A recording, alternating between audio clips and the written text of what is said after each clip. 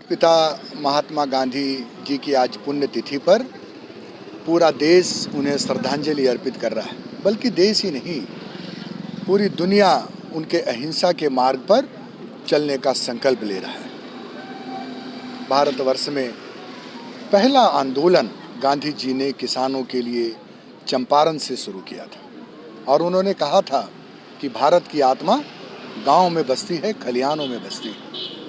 और उन्होंने जो चंपारण की धरती से आह्वान किया था वो अंग्रेजी हुकूमत में एक मजबूत कील साबित हुआ था और वहीं से अंग्रेजी हुकूमत का देश की ताकत का एहसास गांधी जी ने कराया था।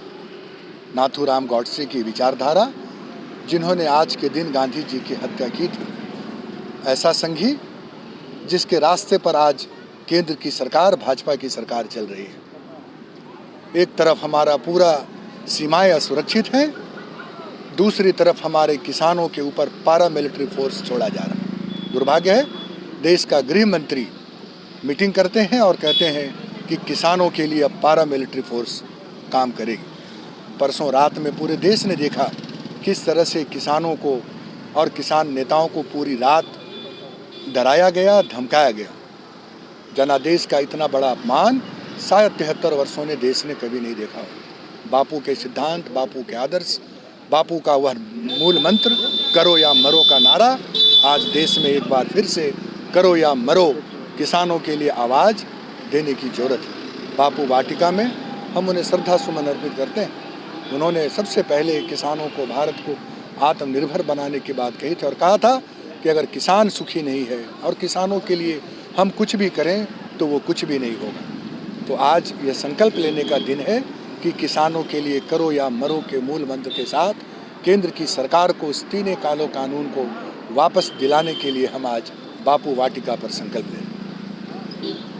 पुण्यतिथि है बापू, विश्व में इन्होंने सत्य और अहिंसा के लिए एक अलग जगाई, राह दिखाई। क्या कुछ कहना चाहेंगे? देखिए, आपने सही बोला कि आज राष्ट्रपिता महात्मा बापू के पुण्यतिथि है और हम सभी पूरे विश्व में, पूरे भारत में आज उनकी पुण्यतिथि को मना रहे हैं। यहाँ पर श्रद्धा सुमन अर्पित करने आए हैं। जो गांधी सत्य और अहिंसा के मार्ग पर चलकर पूरे विश्व में अपनी एक लोहा मनवाई थी और अंग्रेजी हुकूमत को यहाँ से हटाया था।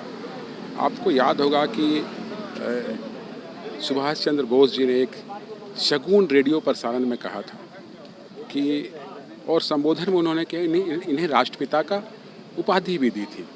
आपने अगस्टिन की बातें पढ़ी होंगी।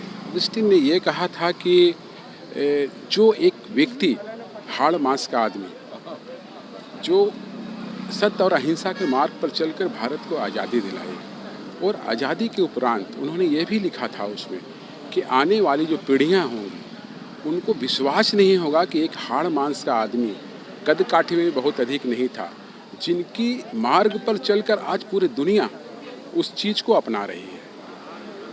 तो कहना ये है कि आज पूरे विश्व में आप देखेंगे तो 55 ऐसे भारत के अलावा दूसरे कंट्रियों में महात्मा गांधी के नाम से मार्गों का नामकरण किया गया है और अपने भारत में ऐसे 48 जो बड़ी मार्ग है उनका नाम महात्मा गांधी के नाम से कहा गया। तो हमें लगता है कि आज का ये दिन, जिस प्रकार संघियों ने, नाथूराम गोडसे ने उनकी हत्या की थी, आज उन्हीं के शासक, उनके फॉलोअर आज इस देश में शासन कर रहे हैं और किसानों पर कितना अत्याचार हो रहा है। एक क्रूर शासक के रूप में मोदी जी को आज का दिन पूरा भारत जानेगा कि किस प्रकार उन्होंने किसानों पर अत्याचार कर रहे हैं, उनको मिटाने की कार्य कर रहे हैं।